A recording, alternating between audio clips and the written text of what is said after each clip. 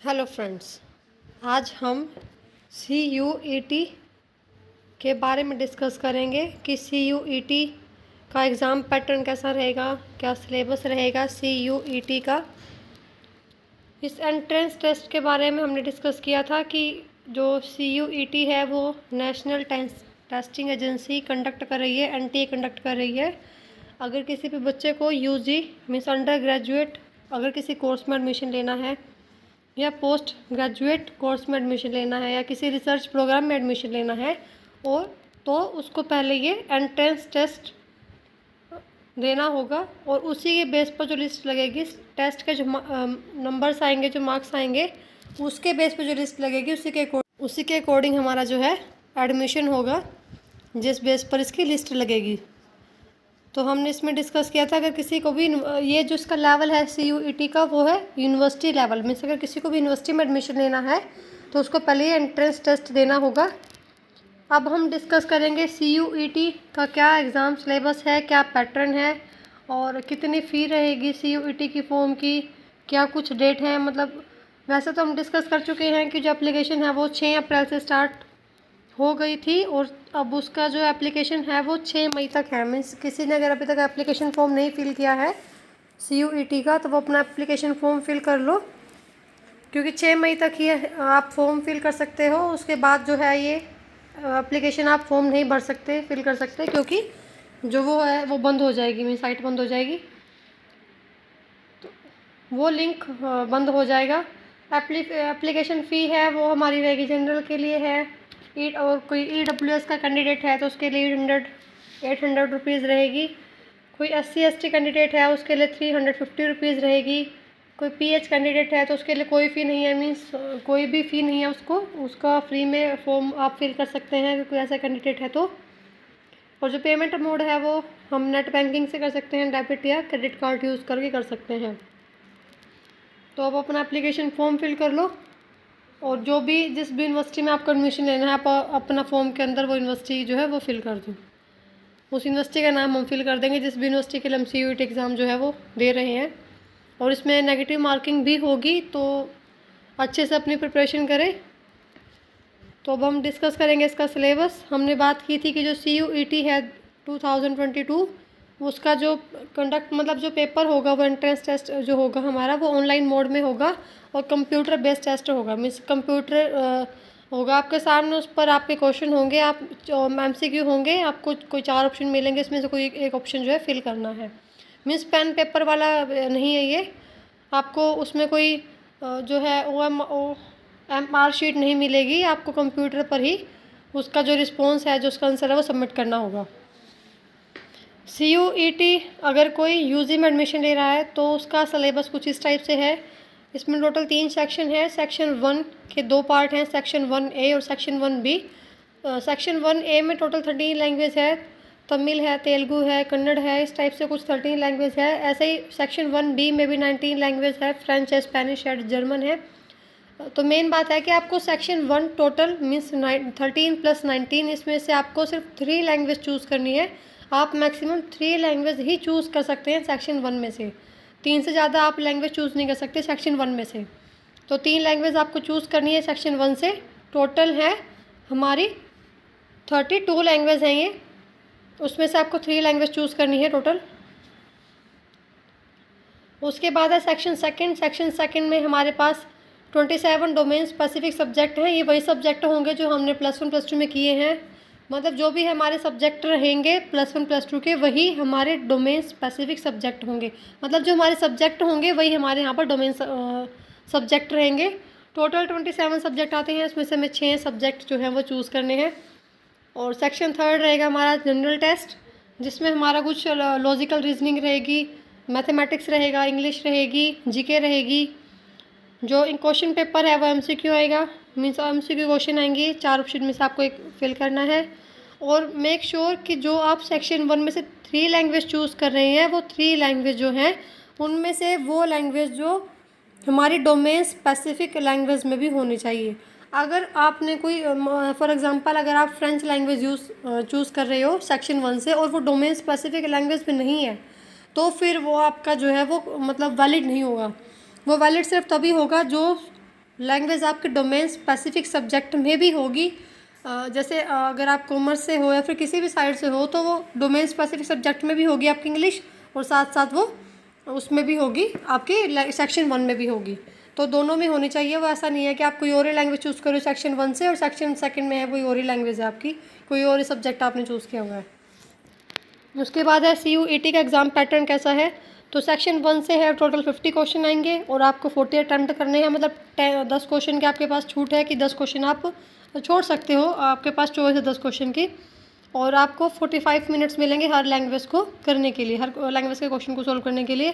तो सेक्शन 1 से 50 में से 40 क्वेश्चन अटैम्प्ट करने हैं और 45 मिनट्स हैं। ऐसे ही सेक्शन 2 है। सेक्शन 2 में 27 सब्जेक्ट हैं टोटल, जिसमें से आपने 6 सब्जेक्ट चूज़ किए होंगे जो भी आपकी फील्ड से होगा। उसमें भी टोटल 50 क्वेश्चन रहेंगे। 50 में से आपको 40 क्वेश्चन अटैम्प्ट करने हैं।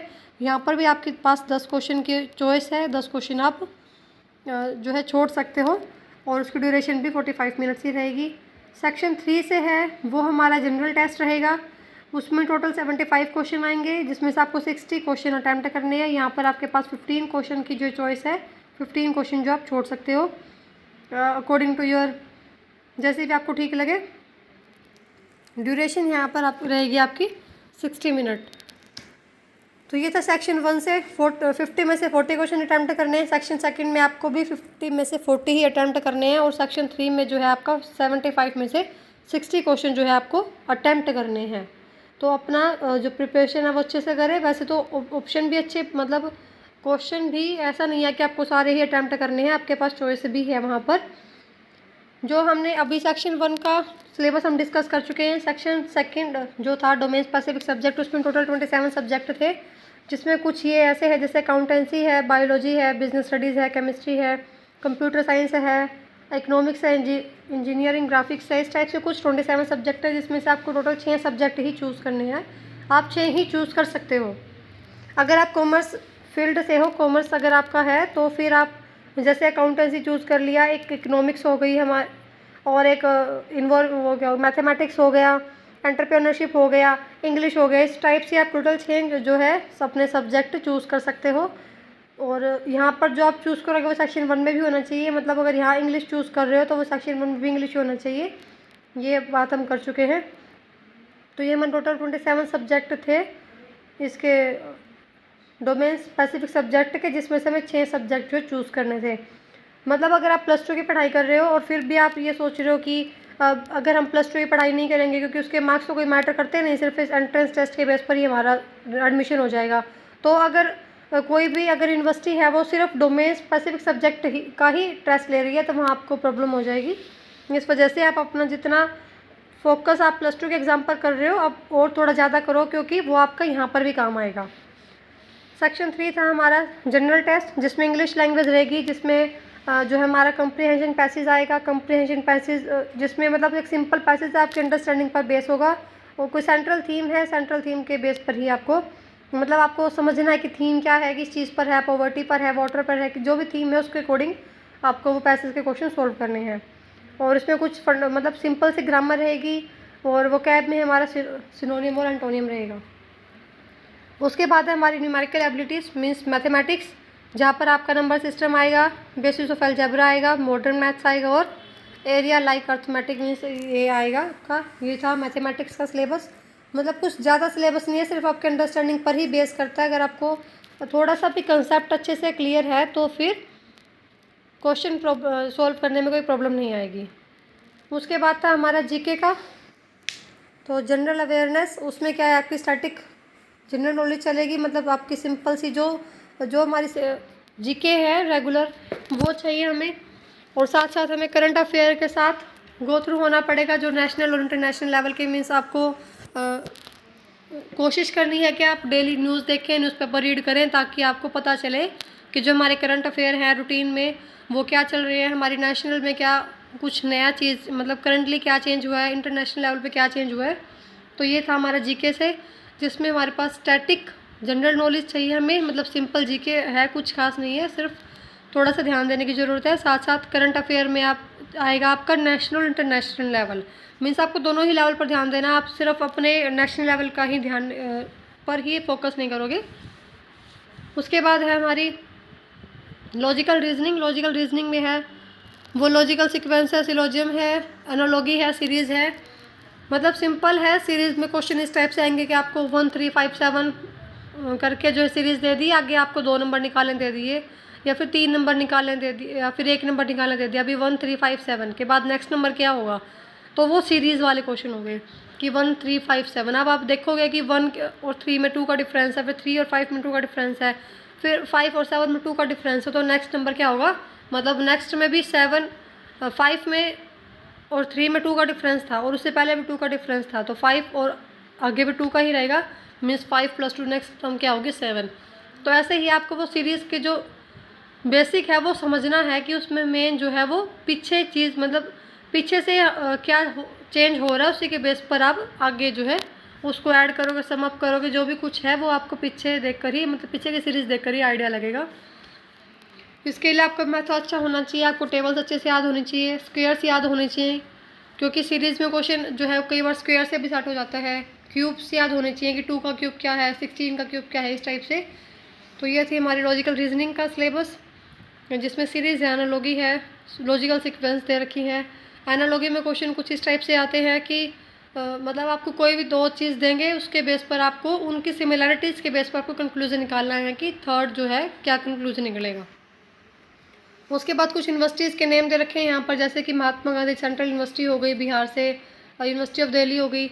मतलब आपको साइड में उसकी वेबसाइट भी गिवन है, तो आप उसकी वेबसाइट पर जाकर चेक करो कि वहाँ पर उस एंट्रेंस टेस्ट में क्या मेंशन है, मीन्स उन्होंने जो है वो किस बेस पर एंट्रेंस टेस्ट ले रहे हैं। कुछ यूनिवर्सिटीज़ आप सिर्फ जनरल टेस्ट ही ले रहे हैं, तो आपको सिर्फ जनरल टेस्ट की प्रिपरेशन करनी है। तो इस वजह से आप बाकी सेक्शन ना करके, अब 3 सेक्शन है हमने देखे थे, टोटल 3 सेक्शन है। ज़रूरी नहीं है कि हर यूनिवर्सिटी 3 सेक्शन पर ही अपना एग्ज़ाम जो कंडक्ट करेगी। हर यूनिवर्सिटी अपना अलग अलग सेक्शन जो है वो कर रही है। कोई सिर्फ डोमेन स्पेसिफिक सब्जेक्ट पर ही एंट्रेंस टेस्ट ले रही है, और कोई है जो सिर्फ अपने जनरल टेस्ट ही ले रही है। तो आप अपना चेक कर लें कि उस वेबसाइट पर जाकर, यूनिवर्सिटी की वेबसाइट पर जाकर चेक कर लें कि किस बेस पर जो है वो एग्ज़ाम टेस्ट है वो लिया जा रहा है, और अपनी उसी की प्रिपरेशन करें। डोमेन स्पेसिफिक सब्जेक्ट आपका +2 से ही अच्छे निकल जाएगा, क्योंकि आपने उसकी प्रिपरेशन की होगी +2 की, और जनरल टेस्ट के लिए आपको अच्छे से पढ़ाई करनी होगी। तो अगर आपको हमारी वीडियो पसंद आई है तो लाइक करें, शेयर करें, सब्सक्राइब करें, या फिर किसी और स्पेसिफिक सब्जेक्ट का सिलेबस चाहिए तो आप हमें कमेंट करें।